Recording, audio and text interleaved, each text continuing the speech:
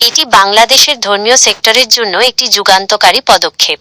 দীর্ঘদিন ধরে ইমাম, মুয়াজ্জিন এবং খাদিমদের বেতন কাঠামো এবং জীবনযাত্রার মান নিয়ে যে অনিশ্চয়তা ছিল, এই মসজিদ ব্যবস্থাপনা নীতিমালা -2025 তার একটি টেকসই সমাধান হতে পারে। জাতীয় বেতন স্কেল 2015 এর সাথে সামঞ্জস্য রেখে এই গ্রেড বিন্যাস তাদের সামাজিক মর্যাদা যেমন বাড়াবে, তেমনি আর্থিক নিরাপত্তারও নিশ্চয়তা দেবে। নিচে এই নীতিমালার গুরুত্বপূর্ণ দিকগুলো সংক্ষেপে তুলে ধরা হলো। বেতন কাঠামোর সংক্ষিপ্ত রূপ। পদবি, গ্রেড। জাতীয় বেতন স্কেল 2015।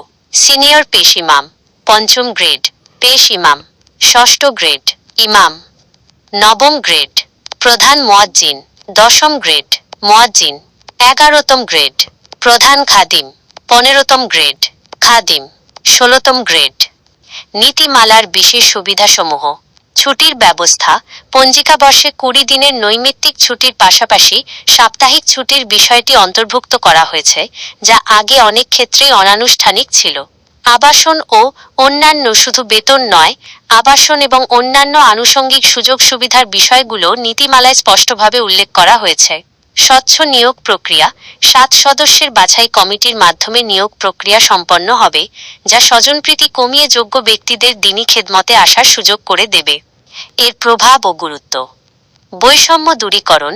সরকারি ও বেসরকারি ব্যবস্থাপনার মধ্যে যে বিস্তর তফাৎ ছিল, তা এই নীতিমালার মাধ্যমে কমে আসবে। 2. মানসিক প্রশান্তি। আর্থিক সচ্ছলতা নিশ্চিত হলে ইমাম ও মুয়াজ্জিনগণ আরও নিশ্চিন্তে এবং নিবিড়ভাবে ধর্মীয় ও সামাজিক দায়িত্ব পালন করতে পারবেন। 3. পেশাদারিত্ব। একটি নির্দিষ্ট কাঠামোর মধ্যে আসায় এই পেশার প্রতি শিক্ষিত তরুণ প্রজন্মের আগ্রহ ও সম্মান বাড়বে। আপনার কি এই গেজেটের কোনো নির্দিষ্ট ধারা বা নিয়োগের যোগ্যতা সম্পর্কে আরও বিস্তারিত তথ্য প্রয়োজন?